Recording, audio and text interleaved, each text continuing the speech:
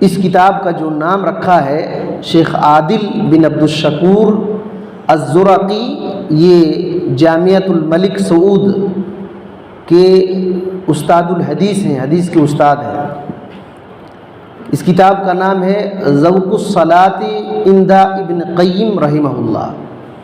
امام ابن قیم رحمۃ اللہ علیہ نے اپنی مختلف کتابوں میں نماز کے بارے میں جو ذوق پیدا ہوتا ہے، شوق، نماز پڑھیں گے چھوڑیں گے نہیں، اس کے تعلق سے بہت عجیب عجیب باتیں ذکر کیا ہے قرآن و سنت کے حوالے سے۔ تو ان کی کتابیں ایسے ہی بہت مفید ہوتی ہیں، بہت زیادہ۔ تو انہی کی کتابوں سے انہوں نے ذکر کیا ہے۔ تو ہم لوگ دیکھتے ہیں اس کتاب میں سب سے پہلے اس کتاب میں ذوق کس کو کہتے ہیں؟ نام ہے کتاب کا ذوق الصلاۃ، نماز کا شوق۔ تو ذوق کے تعلق سے انہوں نے امام ابن تیمیہ رحمۃ اللہ علیہ کا قول نقل کیا، اور یہ بات مجموعہ فتاوی امام ابن تیمیہ رحمۃ اللہ علیہ میں ہے کہ فرماتے ہیں فلفظ الذوق یستعمل فی کل ما یحس به ویجد علمہ او لذہ۔ کہتے ہیں کہ لفظ ذوق، شوق، یہ ہر اس چیز کے بارے میں استعمال ہوتا ہے جسے انسان محسوس کرتا ہے، آدمی اپنے اندر محسوس کرتا ہے، پاتا ہے۔ کیا پاتا ہے؟ ایک تو مزہ پاتا ہے یا تکلیف پاتا ہے۔ ہر وہ چیز جو آدمی اس کا مزہ پاتا ہے یا تکلیف پاتا ہے، اس احساس کو ذوق کہتے ہیں، اس احساس کو ذوق کہتے ہیں۔ تو نماز کا بھی ایک ذوق ہے، مزہ ہے، نماز کے اندر بھی ایک ذوق اور مزہ ہے۔ اسی وجہ سے آپ دیکھیں گے جو نمازی ہوتے ہیں نا، کتنوں پریشانی، دکھ، مصیبت، تکلیف، کام دھام کچھ بھی ہو، اس کو نماز میں مزہ آتا ہے تو نماز چھوڑتا نہیں، نماز میں اس کو مزہ آتا ہے تو نماز چھوڑتا نہیں۔ نماز نہیں پڑھے گا تو بے چین ہو جائے گا، نماز پڑھے گا تو اس کو مزہ ملے گا، اس کو چین سکون ملے گا، نہیں پڑھے گا تو تکلیف ہوگی۔ اسی کو کہتے ہیں نماز کا ذوق۔ اس کے بارے میں کہتے ہیں کہ اصل میں حدیث میں بھی ذوق ہے، حدیث میں بھی ذوق کا تذکرہ ہے۔ صحیح مسلم میں حدیث ہے، اللہ کے نبی صلی اللہ علیہ وسلم نے فرمایا ذاق طعم الایمان من رضی باللہ ربا وبالاسلام دینا وبمحمد نبیا صلی اللہ علیہ وسلم، کہ اس آدمی نے ایمان کا مزہ چکھ لیا، ایمان کا مزہ چکھ لیا جو آدمی اللہ کو رب مان کر کے راضی ہو گیا اور اسلام کو دین مان کر کے راضی ہو گیا اور محمد صلی اللہ علیہ وسلم کو نبی مان کر کے راضی ہو گیا، اس نے ایمان کا مزہ چکھ لیا۔ تو اسی سے جو لفظ آیا ہے ذاقہ، ذوق، چکھنا، احساس ہوتا ہے، ایمان کا ایک احساس ہے، ایمان کا ایک احساس ہوتا ہے۔ جیسے کوئی آدمی اللہ کو رب مان کر کے راضی ہوتا ہے، اس کے دل میں ایک احساس ہوتا ہے جس سے وہ بندہ خوش ہوتا ہے، اور وہ چیز نماز میں بھی ہے، وہ چیز نماز میں بھی ہے۔ اور بخاری اور مسلم میں حدیث ہے، ہم لوگ بار بار سنتے ہیں اس حدیث کو، ثلاث من کن فیہ وجد بہن حلاوۃ الایمان، تین چیزیں ایسی ہیں جس کے اندر ہو وہ آدمی ایمان کا مزہ پا لیتا ہے، ایمان کا مزہ پا لیتا ہے۔ ایک یہ ہے کہ ان یکون اللہ ورسولہ احب الیہ مما سواہما، کہ اللہ اور اس کے رسول سے بندہ سب سے زیادہ محبت کرے، اللہ اس کے رسول کے سوا جو بھی چیزیں ہیں ان تمام چیزوں سے زیادہ اللہ سے محبت کرے، وہ آدمی ایمان کا مزہ اپنے دل میں پاتا ہے۔ اور دوسرا وَأَن يُحِبَّ الْمَرْءَ لَا يُحِبُّهُ إِلَّا اللَّهُ إِلَّا لِلَّهِ، کہ آدمی کسی سے محبت کرتا ہے، کسی آدمی سے، تو صرف اللہ کے لیے محبت کرتا ہے، وہ بھی ایمان کا مزہ پائے گا۔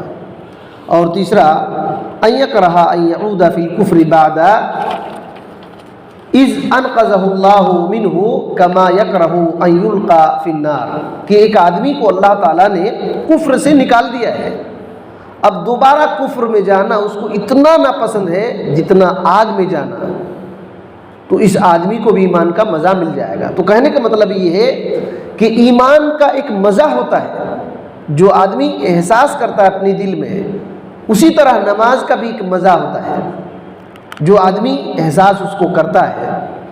یہ چیز کیسے حاصل ہوتی ہے، وہ چیزیں اس کے اندر ہے اس کتاب میں، اور جس کو اس کا مزہ مل جائے گا اس کو نماز میں سکون، راحت سب ملے گا، اور یہی نماز قابل قبول ہوتی ہے، اللہ کے یہاں کام آئے گی۔ اسی وجہ سے یہ سب چیزیں ہم کو جاننا ضروری ہے۔ امام ابن قیم رحمۃ اللہ علیہ اپنے شیخ امام ابن تیمیہ رحمۃ اللہ علیہ سے نقل کرتے ہیں کہ اذا لم تجد للعمل حلاوہ فی قلبک وانشراحا فاتہمہ ای العمل فإن الرب تعالی شکور۔ کہتے ہیں کہ اگر تم اپنے دل میں کسی عمل کا مزہ نہیں پاتے ہو، کسی عمل کا مزہ نہیں پاتے ہو، اس کی چاشنی اور مٹھاس تم کو کسی عمل کا نہیں دل میں ہو رہا ہے، تو یہ جان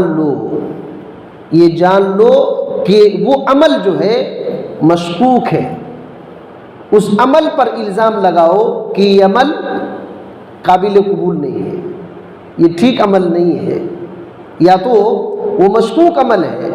کیوں ایسا ہے؟ کہتے ہیں فَإِنَّ الرَّبَّ تَعَالَى شَكُورٌ، کیونکہ اللہ تعالیٰ شکور ہے، بندے کے عمل کی قدر کرتا ہے۔ جو بندہ کچھ عمل کیا اللہ کے لیے تو اللہ تعالیٰ اس کی عمل کی قدر کرتا ہے اور اس کو دنیا میں اس کا بدلہ دے دیتا ہے، دنیا میں اس کا بدلہ دیتا ہے جو بدلہ بندہ اپنے دل میں احساس کرتا ہے۔ تو اللہ تعالیٰ شکور ہے، بندے کے اعمال کی قدر کرتا ہے۔ اسی وجہ سے کوئی بھی نیک عمل جب بندہ کر رہا ہے اور اپنے دل میں اس کو چاشنی اور ذوق، مزہ نہیں ملتا، تو سمجھ لینا چاہیے کہ وہ عمل، وہ شک شبہ والا عمل ہے، میں نے اس کو ٹھیک سے نہیں کر پایا، ٹھیک سے نہیں کر پایا۔ تو امام ابن تیمیہ رحمۃ اللہ علیہ نے جو یہ بات کہی ہے کہ جب تم اپنے دل میں کسی عمل کا مزہ نہیں پا رہے ہو، حلاوت نہیں پا رہے ہو، تو اس عمل پر الزام لگاؤ کہ عمل شک شبہ ہے، کیونکہ اللہ شکور ہے۔ اس کے بعد اس پر تبصرہ کرتے ہوئے ابن قیم رحمۃ اللہ علیہ لکھتے ہیں کہ دیکھیے کتنی بڑی بات کہتے ہیں کہ میرے استاد نے جو کہا ہے اس کا یہ مطلب ہے، یعنی انہ لا بد ان یصیب العامل علی عملہ فی الدنیا من حلاوتہ یجدها فی قلبہ، کہ اس کا مطلب یہ ہے کہ اللہ تعالیٰ عمل کرنے والے کے اس عمل کے بدلے میں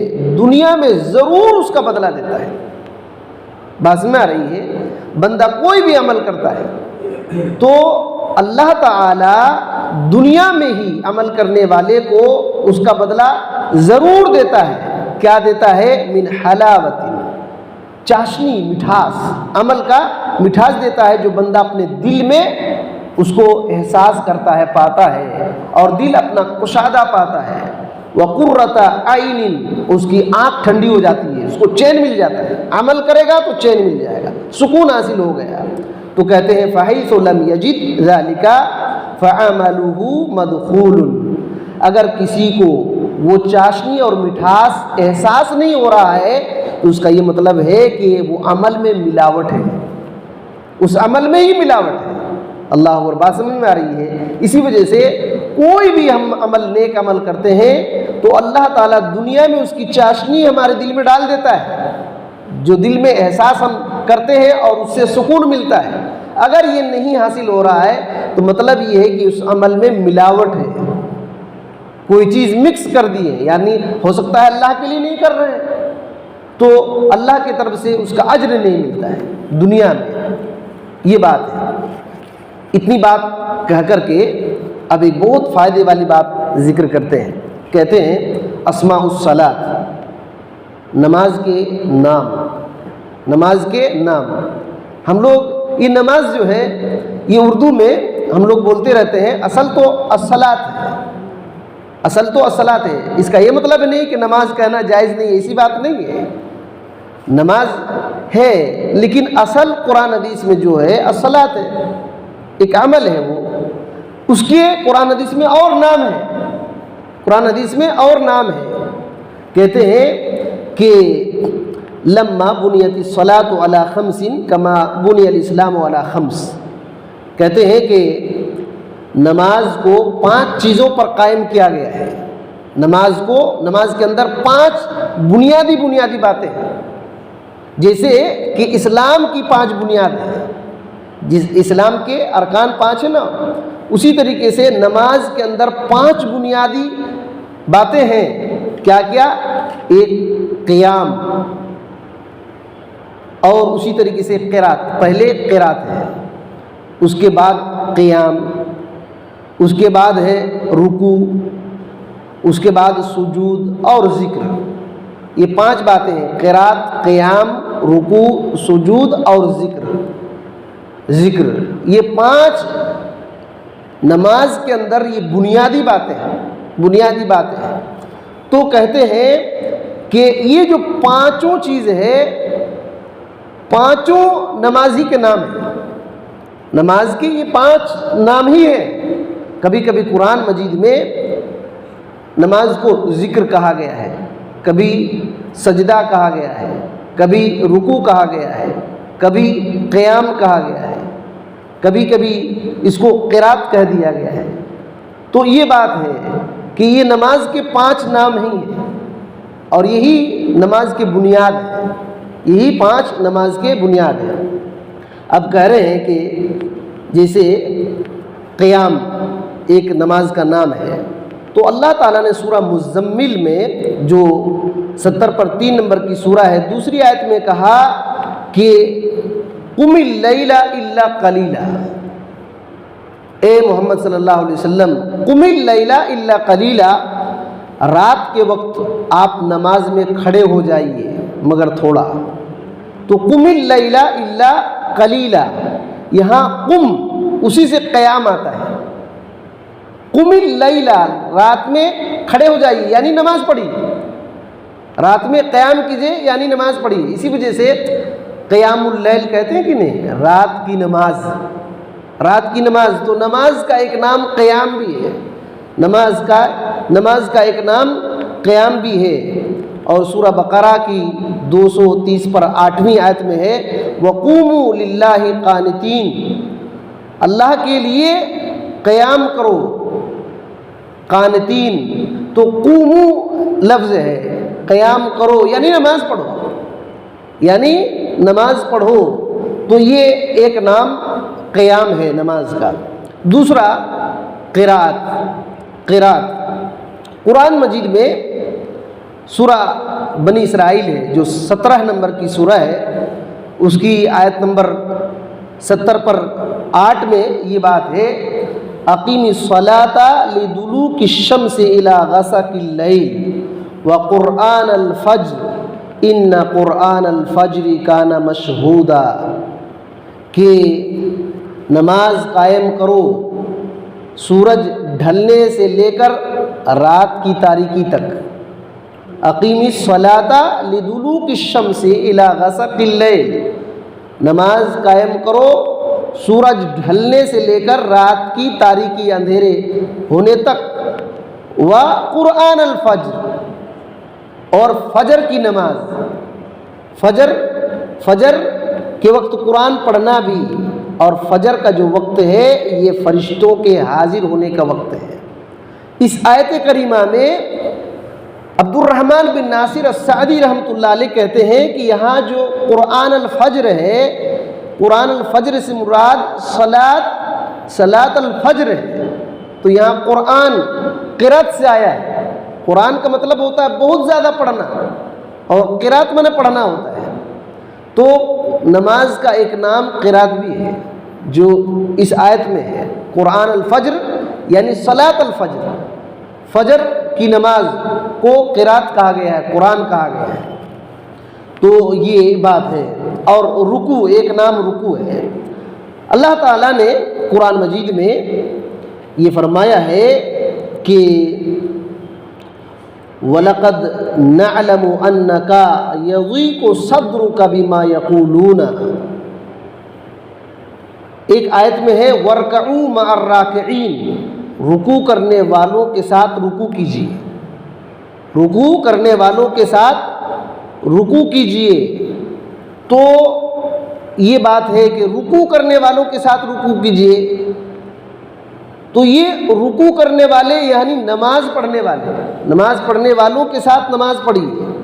اور قرآن مجید میں ایک آیت میں ہے کہ وَيْلٌ يَوْمَئِذٍ لِّلْمُكَذِّبِينَ وَإِذَا قِيلَ لَهُمُ ارْكَعُوا لَا يَرْكَعُونَ، کہ اس دن خرابی ہے، اس دن خرابی ہے جھٹلانے والوں کے لیے جب ان سے کہا جاتا ہے کہ نماز پڑھو تو نماز نہیں پڑھتے، نماز پڑھنے کے لیے کہا جاتا ہے تو نماز نہیں پڑھتے ہیں۔ تو یہاں جو یہ کہا گیا ہے کہ اذا قیل لہم ارکعوا، رکوع کرو، تو رکوع نہیں کیے، تو یہ نماز کے لیے رکوع کہا گیا ہے، نماز کے لیے رکوع کہا گیا ہے، تو یہ بات ہے۔ اسی طریقے سے اس کا ایک نام سجدہ ہے، سجدہ بھی قرآن مجید میں ہے، سجدہ بھی قرآن مجید میں ہے۔ مثال کے طور پر اللہ تعالیٰ نے نبی کریم صلی اللہ علیہ وسلم سے فرمایا کہ وَلَقَدْ نَعْلَمُ أَنَّكَ يَضِيقُ صَدْرُكَ بِمَا يَقُولُونَ، کہ ہم اچھی طرح جانتے ہیں اے محمد صلی اللہ علیہ وسلم، کافر مشرک آپ کو جو باتیں بولتے ہیں آپ دل میں تنگی احساس کرتے ہیں، آپ کو برا بھلا کہتے ہیں۔ نبی کریم صلی اللہ علیہ وسلم کو دیوانہ، مجنون، کبھی ساحر کہتے تھے، کبھی شاعر کہتے تھے، کبھی کاہن کہتے تھے، تو آپ صلی اللہ علیہ وسلم کو بڑی تکلیف ہوتی تھی۔ تو اللہ نے یہ حکم دیا فَسَبِّحْ بِحَمْدِ رَبِّكَ وَكُن مِّنَ السَّاجِدِينَ، وَكُن مِّنَ السَّاجِدِينَ، کہ اے محمد صلی اللہ علیہ وسلم آپ اپنے رب کی تسبیح بیان کیجئے، حمد بیان کیجئے، وَكُن مِّنَ السَّاجِدِينَ، اور آپ سجدہ کرنے والوں میں سے ہو جائیے، سجدہ کرنے والوں میں سے ہو جائیے۔ آپ دیکھیں گے تفسیر ابن کثیر کے اندر اس آیت کریمہ کی تفسیر میں انہوں نے لکھا ہے کہ وَاشْتَغِلْ بِذِكْرِ اللَّهِ وَتَحْمِيدِهِ وَتَسْبِيحِهِ وَعِبَادَتِهِ الَّتِي هِيَ الصَّلَاةُ، کہ اے محمد صلی اللہ علیہ وسلم جو کافر آپ کو برا بھلا بولتے ہیں تو ایک آپ کام کیجئے، آپ اللہ تعالیٰ کی اللہ کے ذکر میں مشغول ہو جائیے۔ کیا؟ آپ اللہ کی تسبیح بیان کیجئے، آپ اللہ کی حمد بیان کیجئے، آپ اللہ کی عبادت میں مشغول ہو جائیے، اور وہ نماز ہے۔ تو یہاں جو کہا گیا وَقُم مِّنَ السَّاجِدِينَ، آپ سجدہ کرنے والوں میں سے ہو جائیے، تو یہاں نماز کو کہا گیا، آپ نماز پڑھیے۔ آپ برا بھلا کہہ رہے ہیں، یہی وجہ ہے کہ یاد رکھیے کوئی کسی کو زبان سے تکلیف دے رہا ہے، الٹا سیدھا الزام لگا رہا ہے، یہ وہ کر رہا ہے، اس کو پریشان ہونے کی ضرورت نہیں۔ اللہ رب العالمین کے ذکر میں مشغول ہو جائے، عبادت میں مشغول ہو جائے، اللہ تعالیٰ اس کے دل کو سکون کر دے گا، اس کے دل کو اطمینان کر دے گا، اور دوسرے کیا کہہ رہے ہیں کیا نہیں کہہ رہے ہیں ان کی پریشانی سے بچا لے گا، ان کی پریشانی سے بچا لے گا۔ تو یہ بات ہے۔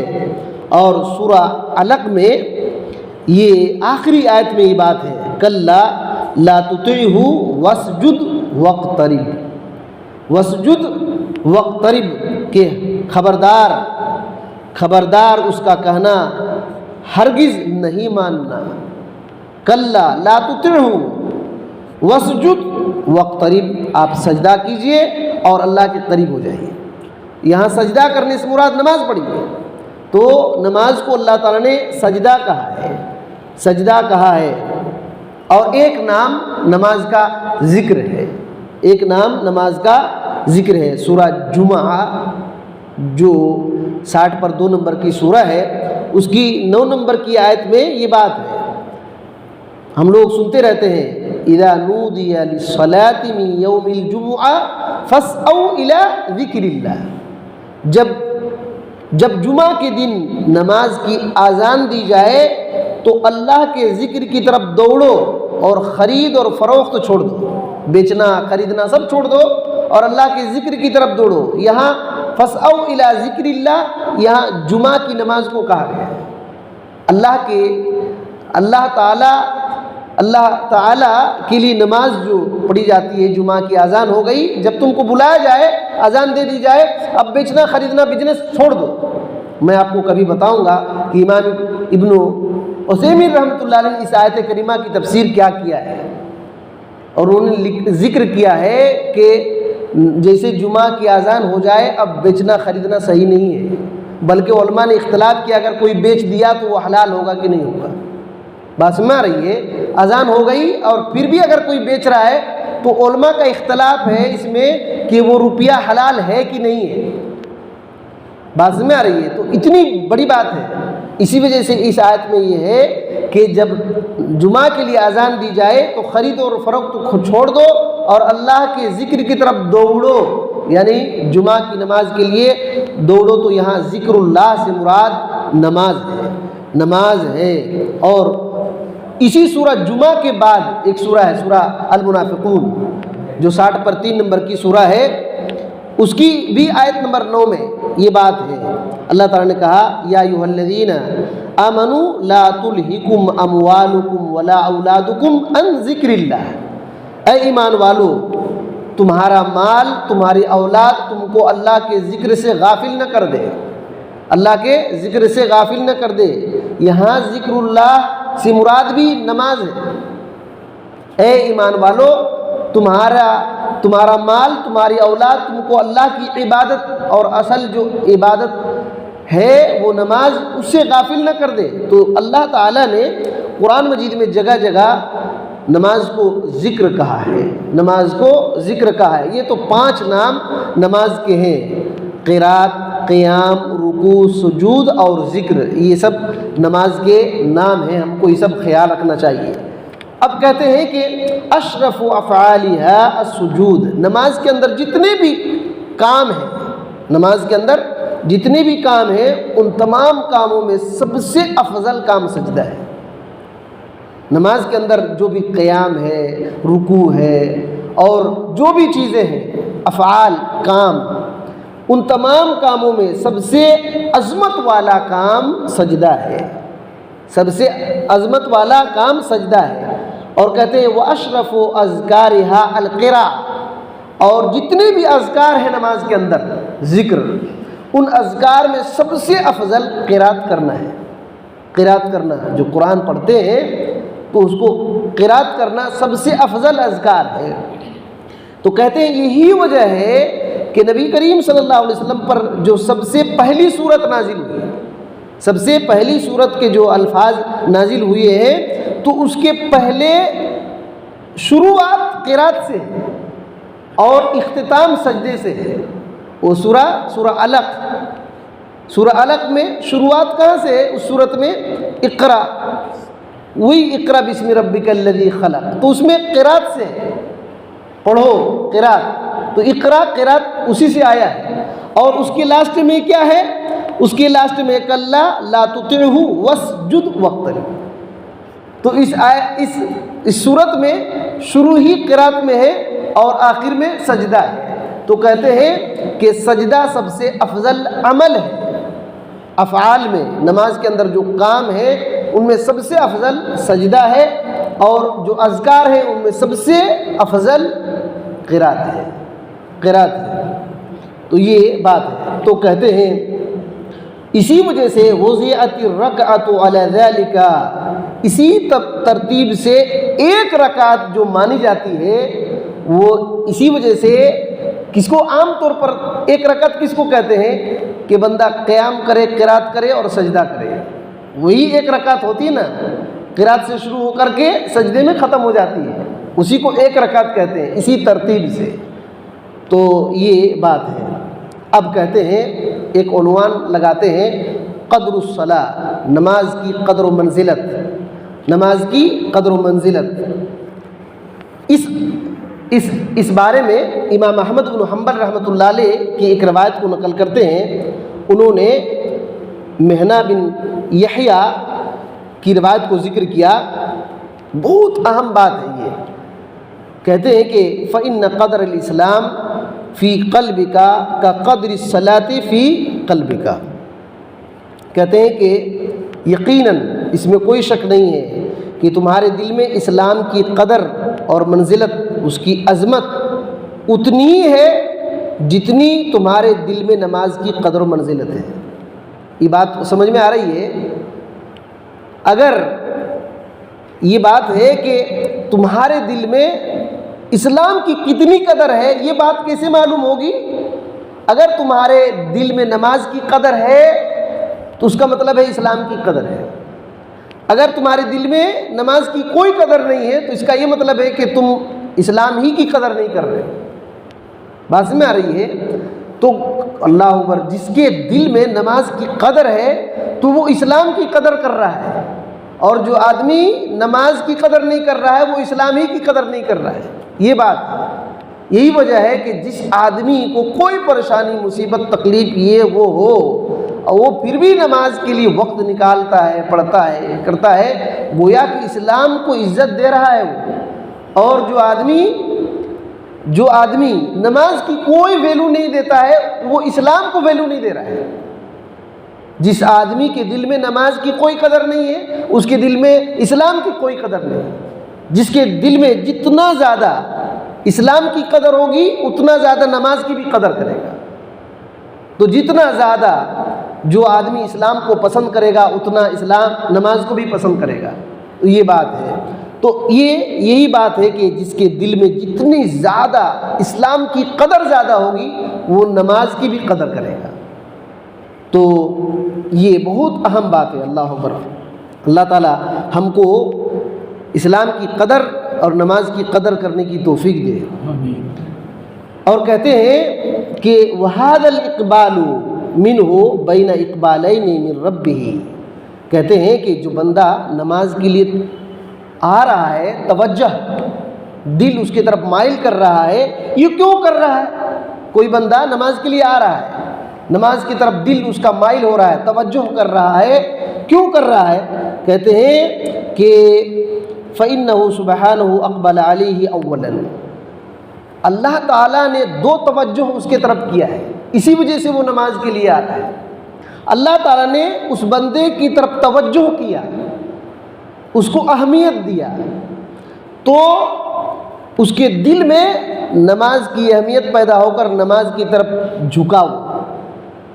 بات سمجھ میں آ رہی ہے کہ کوئی بھی آدمی نماز کی طرف آ رہا ہے، توجہ کر رہا ہے، اس کا یہ مطلب ہے کہ اللہ نے دو بار اس کی طرف توجہ کیا ہے، دو بار اس کو توجہ کیا ہے۔ ایک بار توجہ اللہ نے اس کی طرف کیا بندے کی طرف تو اس کے دل میں نماز کا جذبہ پیدا ہوا، اور وہ کیا ہے؟ اذان دیتے ہیں نا تو پھٹ سے کان میں سنتے ہیں، ایک دل میں جذبہ پیدا ہوا، نماز پڑھیں گے۔ اس کا یہ مطلب ہے کہ اللہ تعالیٰ نے ایک توجہ اس کی طرف دے دیا۔ اور دوسری بار توجہ جب کرتا ہے تو بندہ اللہ رب العالمین کی طرف وہ نماز کے لیے آتا ہے اور وہ نماز کو قائم کرتا ہے۔ فَلَمَّا أَقْبَلَ عَلَىٰ رَبِّهِ حَظِيَ مِنْهُ بِإِقْبَالٍ آخَرٍ أَتَمَّ مِنَ الْأَقْبَالِ الْأَوَّلِ۔ دوسری بار جب اللہ تعالیٰ بندے کی طرف توجہ کرتا ہے تو وہ پہلی توجہ سے زیادہ اہم ہوتی ہے اور وہ نماز کو قائم بھی کر دیتا ہے۔ تو اسی وجہ سے جب نماز کے لیے اذان ہوتی ہے نا تو یہ بندوں کو الرٹ کیا جاتا ہے، فوراً جب دل میں جذبہ پیدا ہوتا ہے تو اللہ تعالیٰ توفیق ڈال دیتا ہے، اور جب وہ نماز کے لیے آنے لگتا ہے تو اللہ تعالیٰ اس سے زیادہ توجہ کرتا ہے اور اس کو نماز پڑھنے کی توفیق دیتا ہے تو نماز پڑھ لیتا ہے۔ تو دو بار اللہ تعالیٰ اس پر کرم کرتا ہے، دو بار اللہ تعالیٰ کرم کرتا ہے۔ ایک بار اذان کے وقت جب توجہ ہوتی ہے تو اس کے دل میں جذبہ اللہ تعالیٰ بھر دیتا ہے تو وہ آتا ہے نماز پڑھنے کے لیے۔ یہ بات ہے۔ تو نماز کی قدر یہ ہے، نماز کی قدر جو بھی نمازی ہوتے ہیں اللہ تعالیٰ دو بار اس پر توجہ فرماتا ہے، احسان کرتا ہے، رحمت ڈالتا ہے۔ اسی طریقے سے ایک چیپٹر، ایک ہیڈنگ ڈالتے ہیں حقیقت الصلاۃ، نماز کی حقیقت۔ اس کے تعلق سے بہت اہم باتیں ذکر کرتے ہیں۔ کہتے ہیں لا ریب ان الصلاۃ قرۃ عیون المحبین، اس میں کوئی شک نہیں ہے کہ نماز جو ہے اللہ سے محبت کرنے والے لوگوں کی آنکھوں کی ٹھنڈک ہے۔ جو بھی اللہ تعالیٰ سے محبت کرتے ہیں ان کو چین اور سکون نماز سے ملتا ہے، چین اور سکون نماز سے ان کو حاصل ہوتا ہے۔ اور کہتے ہیں وَلَذَّةُ أَرْوَاحِ الْمُوَحِّدِينَ، توحید پرست لوگوں کی روحوں کا یہ مزہ ہے نماز۔ جو توحید پرست ہوتے ہیں وہ نماز پڑھتے ہیں تو ان کو روح کو لذت نصیب ہوتی ہے، مزہ ان کو ملتا ہے۔ اور کہتے ہیں محق احوال الصادقین، اور یہ جو سچے لوگ ہیں، سچے لوگوں کی حالت کو پرکھنے کی یہ کسوٹی ہے، ترازو ہے کہ کون سچا ہے اللہ کے بارے میں اور کون جھوٹا ہے، اس کے لیے ایک کسوٹی ہے، ناپنے کا آلہ ہے۔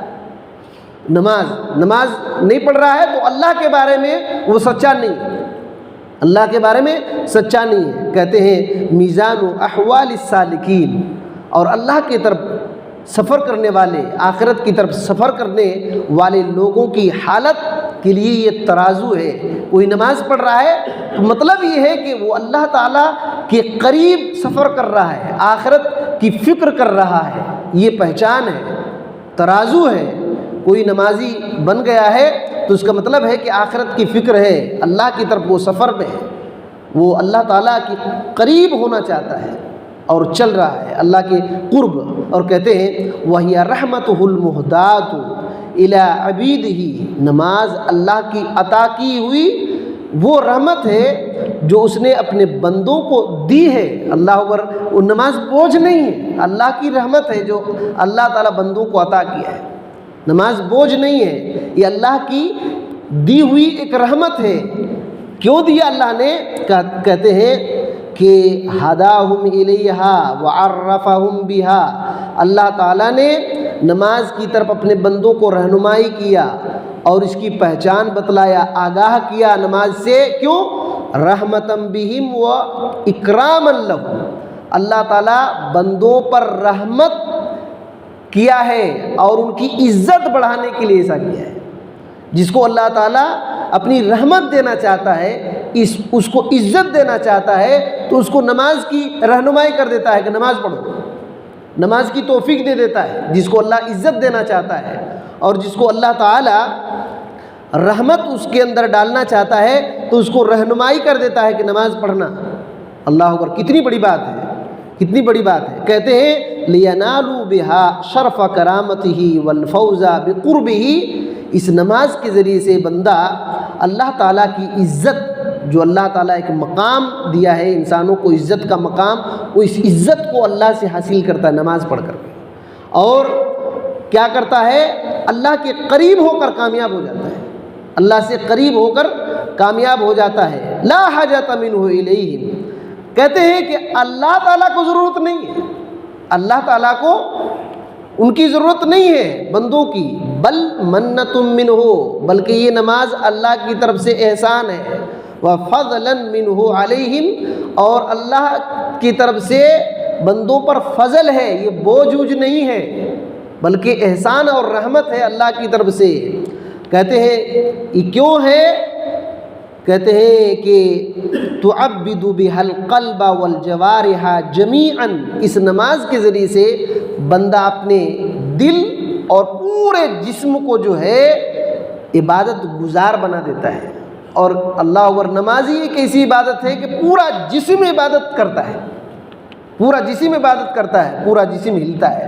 تو اللہ تعالیٰ نے جو نماز کو قائم کرنے کے لیے کہا ہے، اس کے ذریعے سے دل اور پورا بدن عبادت کرتا ہے، پورا بدن عبادت کرتا ہے۔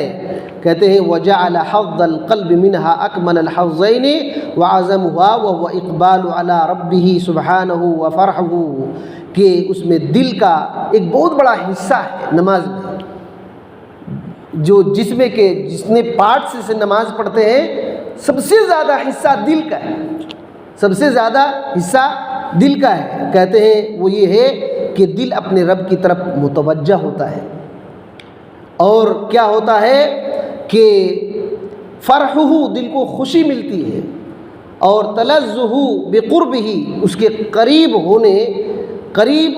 ہونے سے وہ مزہ ملتا ہے، تنعمہ بحبہ، اللہ سے محبت کر کے وہ نعمت حاصل کرتا ہے دل، ابتہاجہ بالقیام بین یدی، اللہ کے پاس کھڑے ہو کر کے اس کا دل خوش ہوتا ہے، اس کا دل خوش ہوتا ہے، انصرافہ حال القیام بالعبودیۃ عن الالتفات الی غیر معبودہ، اور اس کی بندگی کی حالت میں غیر معبود کی طرف سے وہ اپنا رشتہ توڑ لیتا ہے، صرف اللہ تعالیٰ کی عبادت کرتا ہے، دوسرے تمام معبود جتنے بھی باطل معبود ہیں ان تمام سے رشتہ توڑ لیتا ہے جب بندہ اللہ تعالیٰ کے پاس کھڑا ہوتا ہے تو کہتے ہیں تکمیل حقوق عبودیت ہی، اپنی عبادت کے تمام حقوق کو پورا بندہ کرے اس طریقے سے، یہاں تک کہ وہ عبادت اس طرح سے ہو جائے کہ اس عبادت سے اللہ راضی ہو جائے، اللہ راضی ہو جائے۔ تو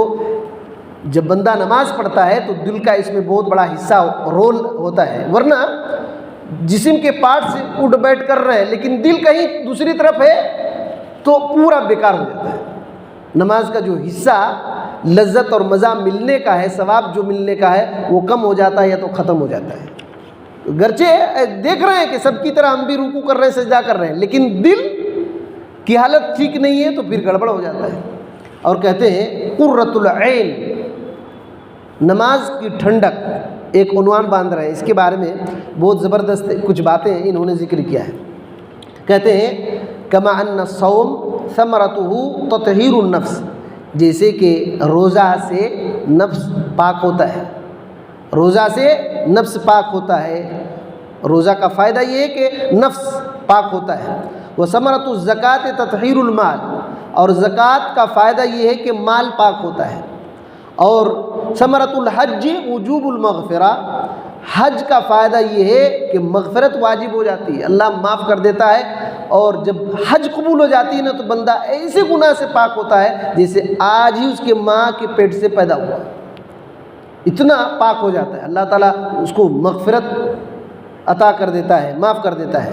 کہتے ہیں ثمرۃ الجہاد، جہاد کا فائدہ یہ ہے کہ بندہ اپنے جان کو اللہ کے حوالے کر دیتا ہے، اس جان کو اللہ خریدتا ہے جنت کے بدلے میں، اس کی قیمت جنت ہے، اس کی قیمت جنت ہے۔ تو کہتے ہیں اسی طرح نماز کے ثمرات اور فائدے بھی ہیں۔ اب کہتے ہیں فالصلاۃ ثمرتها الاقبال علی اللہ واقبال اللہ سبحانہ علی العبد، نماز کا فائدہ یہ ہے کہ بندہ اللہ کی طرف توجہ کرتا ہے اور اللہ بندے کی طرف توجہ کرتا ہے، اتنا بڑا فائدہ ہے اللہ اکبر، کہ بندہ ایسے ہوتا ہے کہ میں اللہ تعالیٰ کی طرف سے، اللہ کی طرف چہرہ کیا ہوا ہوں، اللہ کو دیکھ رہا ہوں، اور اللہ تعالیٰ بھی بندوں کو دیکھتا ہے، اللہ بھی توجہ بندے کی طرف کر دیتا ہے، اللہ بھی توجہ بندوں کی طرف کر دیتا ہے، تو اتنا بڑا فائدہ ہے۔ کہتے ہیں وفی الاقبال جمیع ما ذکر من ثمرات الاعمال، اعمال کی جتنے بھی فائدے ہیں، جیسے نماز، حج کا، زکوٰۃ کا، وغیرہ وغیرہ جو بھی اعمال ہیں، ان کے جتنے بھی فائدے ہیں، سب فائدے کو نماز کے اندر جمع کر دیا گیا ہے۔ اللہ اکبر، بات سمجھ میں آ رہی ہے کہ روزے کا فائدہ ہے کہ نفس کا پاک، زکوٰۃ کا فائدہ مال کی پاکی، حج کا فائدہ مغفرت ہے، اور جہاد کا فائدہ جنت ہے۔ یہ تمام فائدے نماز میں داخل کر دیے گئے ہیں، تمام فائدے نماز کے اندر داخل کر دیے گئے ہیں۔ کہتے ہیں یہی وجہ ہے کہ نبی صلی اللہ علیہ وسلم نے یہ نہیں کہا کہ میری آنکھوں کی ٹھنڈک نماز میں ہے، حج میں ہے، عمرہ میں ہے، یہ نہیں کہا۔ نبی صلی اللہ علیہ وسلم نے کیا کہا؟ جعلت قرۃ عینی فی الصلاۃ، میری آنکھوں کی ٹھنڈک نماز میں ہے، نماز میں ہے۔ کہتے ہیں کہ اللہ کے نبی صلی اللہ علیہ وسلم نے یہ نہیں کہا کہ نماز کے ذریعے ہے، اللہ اکبر، بات سمجھیے، اللہ کے نبی صلی اللہ علیہ وسلم نے کہا جعلت قرۃ عینی فی الصلاۃ، فی کا لفظ ہے کہ نماز میں ہے، نماز کے ذریعے نہیں۔ ایسا نہیں کہ نماز کا خیال کر لیے تو آنکھ ٹھنڈی ہو گئی، نہیں، نماز میں داخل ہونا پڑے گا، نماز میں داخل ہونا پڑے گا، نماز کے اندر ہے، خیال نماز کا کر لیے تو نہیں ہوگا، نماز کے اندر ہے۔ اللہ اکبر، بات سمجھ میں آ رہی ہے؟ تو کوئی آدمی نماز میں پڑھ رہا ہے تو اس کو سکون ملتا ہے، سکون ملے گا نماز کا خیال کرنے سے نہیں۔ تو نماز میں، نماز کے اندر رکھا گیا آنکھوں کی ٹھنڈک، نماز صرف باہر نہیں۔ باہر کی دنیا میں ہم کہتے ہیں نماز پڑھیں گے، نماز پڑھیں گے، نماز پڑھیں گے، تو آنکھوں کی ٹھنڈک نہیں ملے گی، نماز کے اندر ملے گی۔ نماز میں جیسے کھڑے ہو جائیں گے سلام پھیرنے تک آنکھوں کی ٹھنڈک نصیب ہو جائے گی، سکون مل جائے گا، یہ بات ہے۔ کہتے ہیں لما جاء الى راحت القلب من تعبه ونصبه، اللہ کے رسول صلی اللہ علیہ وسلم کو کوئی تھکان محسوس ہوتا تو تھکان سے آرام پانے کے لیے حضرت بلال رضی اللہ تعالیٰ عنہ کو حکم دیتے، یا بلال ارحنا بالصلاۃ، اے بلال نماز کے ذریعے سے ہم کو آرام پہنچاؤ۔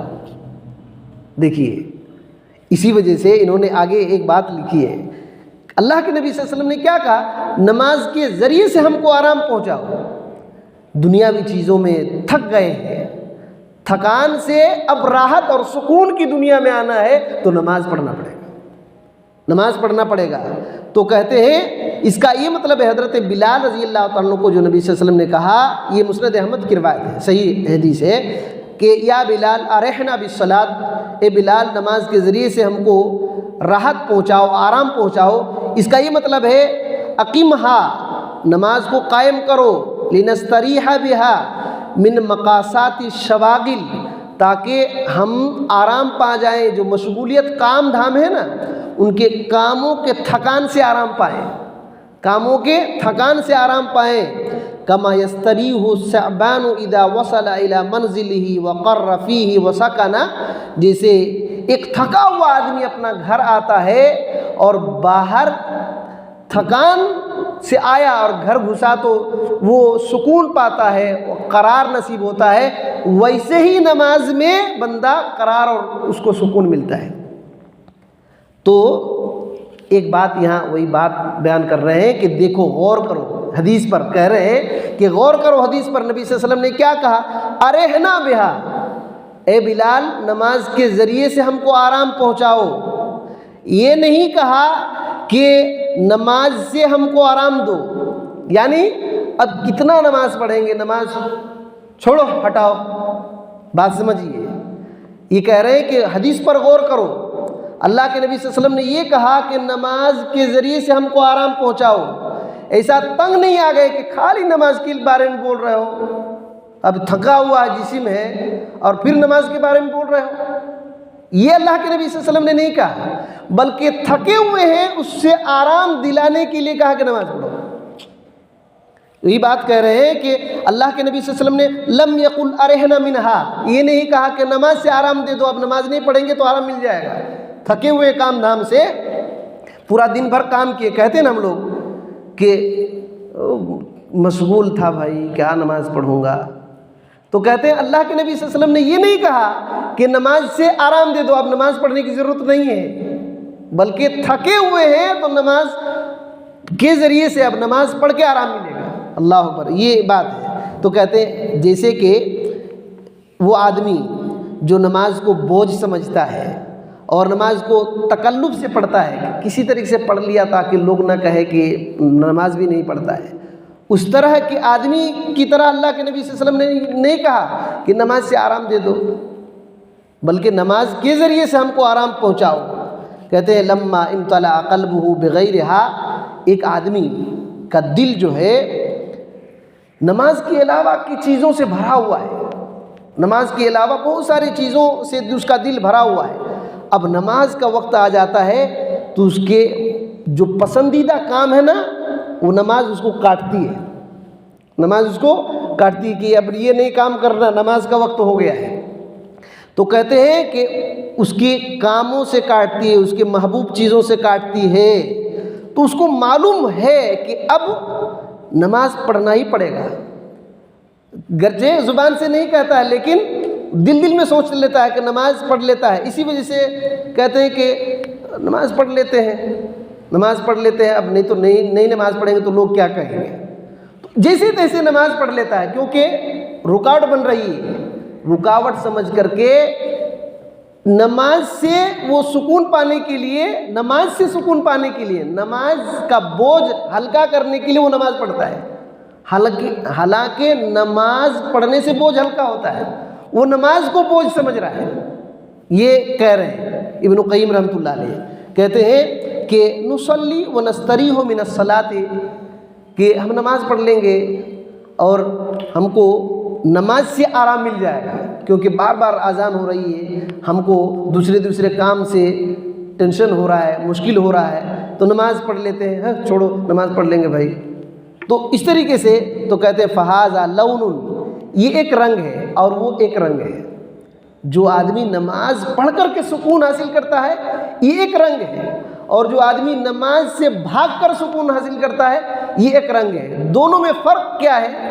اب فرق بتا رہے ہیں، کہتے ہیں جو آدمی نماز سے بھاگ کر سکون حاصل کرتا ہے تو یہ جو نماز ہے اس کے لیے قید کی طرح ہے، اس کے جسم کے پارٹس کے لیے قید کی طرح ہے، اس کے دل کے لیے نماز قید خانہ ہے، اور اس کے نفس کے لیے رکاوٹ ہے، اس کے نفس کے لیے ایک رکاوٹ ہے کہ یہ نماز کا وقت کیوں آ گیا، ہم کام کر رہے ہیں۔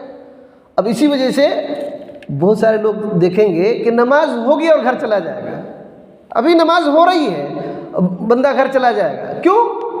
اس کو پوچھے بھائی تھکا ہوا ہو، دیکھیے حدیث کے بالکل الٹا ہے، حدیث کے بالکل الٹا ہو، دن بھر کام کیا بھائی کیوں ٹینشن دے رہے ہو، تم ایسے وقت میں کچھ نہیں کہنا تو مار ڈالوں گا، ایسے کہتے ہیں کہ نہیں کہتے؟ تو یہ حدیث کے الٹا ہے، یہ حدیث کے الٹا ہے۔ یہ آدمی کے لیے نماز جو ہے اس کے دل کے لیے قید خانہ ہے، اور اس کے پارٹس کے لیے قید ہے، اور اس کے نفس کے لیے رکاوٹ ہے۔ اور جو آدمی نماز کو تھکان دور کرنے، سکون حاصل کرنے کا ذریعہ بناتا ہے، اس کو آنکھوں کی ٹھنڈک نصیب ہوتی ہے، اس کے لیے نماز کیا ہے؟ کہتے ہیں کہ من كانت الصلاة لقلبه نعیما، نماز اس کے دل کے لیے ایک نعمت ہے، نماز اس کے دل کے لیے ایک نعمت ہے، لعینہ قرہ، اس کی آنکھ کے لیے ایک ٹھنڈک ہے، لجوارہ راحہ، اس کے بدن کے پارٹس کے لیے ایک راحت اور سکون ہے، ولنفسہ بستانا ولذہ، اور اس کے نفس کے لیے ایک باغ ہے، گارڈن ہے، جس گارڈن میں گھوم گھوم کر کے جیسے سکون حاصل کرتے ہیں، نماز پڑھ کر کے دل کو اطمینان نصیب ہوتا ہے۔ یہ دونوں آدمی میں فرق ہے، یہ دونوں آدمی میں فرق ہے۔ تو یہ سب باتیں ہیں، اور ایک چیز ہم لوگ اگر پڑھ لیں گے تو انشاءاللہ بعد میں اور آسانی ہوگی۔ تھوڑا سا کہتے ہیں کہ یہ جو ایسی نماز ہم کو معلوم ہو گیا کہ ان الصلاۃ التی تقر بها العین، نماز آنکھوں کی ٹھنڈک ہے، دل کو سکون ہوتا ہے، تو ایسی نماز کے لیے 6 چیزوں کی ضرورت ہوتی ہے، 6 چیزوں کی ضرورت ہوتی ہے، اور 6 چیزوں میں سے ہم 1-2 بس یہ کریں گے، اور پھر آئندہ ہفتہ انشاءاللہ اس کو کنٹینیو کریں گے۔ 6 چیزوں کی ضرورت ہوتی ہے۔ پہلی چیز اخلاص، پہلی چیز اخلاص۔ کہتے ہیں اخلاص کیسے؟ کہتے ہیں کہ ایک دل میں ایسا جذبہ ہو کہ بندہ نماز کی طرف مائل ہو جائے، نماز کی طرف جائے، گویا کہ نماز کے لیے اس کو وہ چیز بلا رہی ہے، دل کے اندر وہ چیز ہو، اور وہ چیز کیا ہے؟ کہتے ہیں رغبت العبد فی اللہ، بندے کی اللہ کی طرف رغبت ہو، دلچسپی ہو اللہ کے بارے میں، کہ اللہ عبادت کرنے کے لیے بلا رہا ہے، اللہ تعالیٰ عبادت کرنے کی بلا رہا ہے، دلچسپی، اس کو من لگتا ہو، اس کو مزہ آتا ہو کہ اللہ کی طرف جانا ہے مجھ کو، وہ چیز نماز کی طرف کھینچ کر لے کے آئے گی۔ اور دوسری چیز کہتے ہیں محبتہ لہو، اس کے دل میں اللہ کی محبت ہو۔ اور کہتے ہیں تیسری چیز طلب مرضاتہ، نماز پڑھ کر کے اللہ کی رضا طلب کرے، تلاش کرے کہ میں نماز پڑھوں گا تو اللہ راضی ہو جائے گا۔ اور کہتے ہیں القرب منہ، اللہ کے قریب ہونے کے لیے نماز پڑھے۔ یہ سب اخلاص میں ہے۔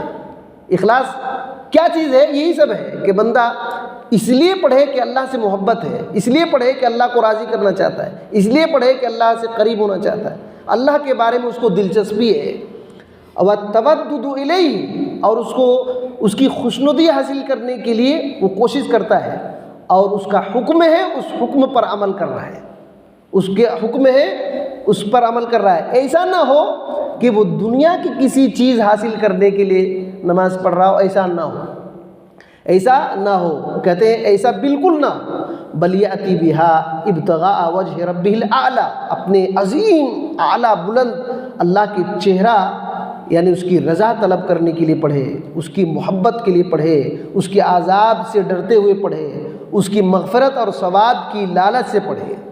یہ پہلی بات ہے اخلاص۔ اور دوسری بات کہتے ہیں کہ الصدق والنصح، کہتے ہیں کہ نماز کا ایک ظاہر ہوتا ہے اور ایک باطن ہوتا ہے۔ یہ بہت دلچسپ بات ہے، یہ بہت دلچسپ بات ہے۔ اس کو سن کر کے دو چیز سن کر کے بات کو ختم کریں گے انشاءاللہ۔ یہ مختصر چھوٹی چھوٹی باتیں ہیں، یہ بہت عظیم بات ہے۔ کہتے ہیں کہ فإن الصلاۃ لها ظاہرہ، نماز جو پوری نماز ہے اس کا دو حصہ ہے، ایک نماز کا ظاہری حصہ ہے اور ایک باطنی حصہ ہے۔ ایک نماز کا ظاہری حصہ ہے اور ایک باطنی حصہ ہے۔ ظاہری حصہ کا مطلب کیا ہے؟ کہتے ہیں الافعال المشاہدۃ والاقوال المسموعہ، وہ کام جو دکھ رہا ہے، جیسے قیام کر رہے ہیں تو دکھتا ہے کہ نہیں دکھتا ہے، رکوع کر رہے ہیں تو دکھ رہا ہے، اور وہ باتیں نماز کے اندر جو قرات وغیرہ کرتے ہیں تو جو سنائی دیتا ہے، یہ ظاہری حصہ ہے، نماز کا ظاہری حصہ ہے، جو دکھتا ہے اور جو سنائی دیتا ہے نماز کا ظاہری حصہ ہے۔ اور ایک باطنی حصہ ہے نماز کا، وہ باطنی حصہ کیا ہے؟ خشوع اور مراقبہ، یعنی اللہ کی نگرانی۔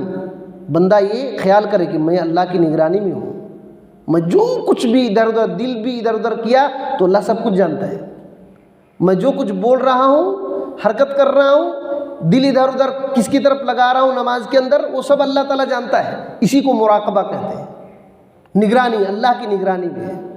تو بندے کے اندر خشوع ہو، اللہ کے لیے جھکاؤ ہو، اور اس کے یہ تصور ہو کہ اللہ کی نگرانی میں ہو، اور تفریغ القلب للہ، اللہ کے لیے اپنے دل کو خالی کر لے دوسری چیزوں سے، نماز کے علاوہ جتنی بھی چیزیں ہیں تمام چیزوں سے دل کو اپنا خالی کر لے، اور تمام ہر بالکل متوجہ اللہ کی طرف ہو جائے، اللہ کی طرف ہو جائے۔ یہ نماز کا باطنی حصہ ہے، یہ نماز کا باطنی حصہ ہے، کدھر بھی اپنا دل ادھر ادھر نہ لگائے۔ تو کہتے ہیں یہ جو باطنی حصہ ہے، نماز کا باطنی حصہ یعنی خشوع ہو، اللہ کی نگرانی میں ہے، اور اللہ کے لیے دل کو خالی کیا ہے، اللہ کی طرف متوجہ ہے، کسی دوسرے کی طرف دل توجہ نہیں کیا ہوا، کیونکہ اکثر نماز میں جو چیز کبھی خیال نہیں آتی ہے وہ نماز میں خیال آ جاتی ہے۔ یہاں تک کہ امام ابن قیم رحمۃ اللہ علیہ نے ایک لکھا ہے کہ جب بندہ نماز پڑھتا ہے نا تو شیطان جس عورت کو وہ پسند کیا ہے اس عورت کی شکل کو لا کر کے کھڑا کر دیتا ہے نماز کے اندر، وہ بندہ اس کی شکل کو تصور کرتا ہے، سمجھتا ہے کہ میں دیکھ رہا ہوں، حالانکہ اللہ تعالیٰ کے بارے میں تصور کرنا چاہیے کہ میں اللہ کو دیکھ رہا ہوں۔ لیکن شیطان اتنا خطرناک پھنساتا ہے کہ جس عورت کو پسند کرتا ہے اس کا شکل لا کر کے کھڑا کر دیتا ہے، تو دل ادھر مائل ہو جاتا ہے، اللہ کی طرف مائل نہیں ہوتا۔ اتنا بڑا مسئلہ ہے یہ، اور وہ کسی کو دکھائی نہیں دیتا، یہ اندر کا معاملہ ہے، اسی کو باطن کہتے ہیں، اندر کا معاملہ ہے۔ تو کہتے ہیں یہ جو باطن والا حصہ ہے نا، تو کہتے ہیں یہ روح کی حیثیت ہے۔ بدن میں جس طریقے سے روح ہوتا ہے تو اسی طریقے سے وہ روح کی حیثیت ہے، اور ظاہر عمل جو ہے جو ہم دیکھ رہے ہیں اور سن رہے ہیں نماز کے اندر، یہ بدن کی حیثیت رکھتا ہے۔ اور کہتے ہیں اگر نماز کا باطن صحیح نہیں ہے تو اسی جسم کی طرح ہے جس جسم میں روح نہیں ہے، اس جسم کی طرح ہے جس جسم میں روح نہیں ہے، تو جو جسم میں روح نہیں ہے وہ مردہ ہے، اسے کسی کام کا نہیں ہے۔ تو نماز کا دو حصہ ہے، ایک ظاہری حصہ اور باطنی حصہ۔ باطنی حصہ یہ روح ہے اور ظاہری حصہ یہ بدن ہے۔ اگر کسی کا نماز کا باطنی حصہ ٹھیک نہیں ہے تو اس کا ظاہری حصہ کسی کام کا نہیں ہے، وہ کتنوں اچھی قرات کرے، کتنوں اچھا کھڑا ہو، کتنوں اچھا رکوع کرے، کتنوں اچھا سجدہ کرے، یہ کسی لائق نہیں ہے اور کسی قابل نہیں ہے۔ اسی وجہ سے بہت اچھا سے قیام کے ساتھ ساتھ خشوع ہونا چاہیے، مراقبہ ہونا چاہیے، اور اسی طریقے سے دل کو صرف اللہ کے لیے خالی کرنا چاہیے اور تمام دنیا کی مشغولیت سے کٹ کر کے صرف توجہ اللہ کی طرف ہونا چاہیے. تبھی جو ظاہر اور باطن دونوں پرفیکٹ ہوگا تو وہ عبادت ایسی ہوگی کہ اس میں مزہ ملے گا اور سکون ملے گا، آنکھوں کی ٹھنڈک بنے گی. یہ 2 باتیں ہیں، باقی 4 باتیں انشاءاللہ آئندہ درس میں آئے گی. باتیں مختصر ہونی چاہیے تھی، زیادہ لمبی ہو گئی. اللہ تعالیٰ سے دعا ہے کہ اللہ تعالیٰ ان باتوں کو ہمیں سمجھنے کی توفیق دے اور عمل کرنے کی توفیق دے. اللہ تعالیٰ ہمارے ٹوٹی پھوٹی عبادتوں کو قبول فرمائے.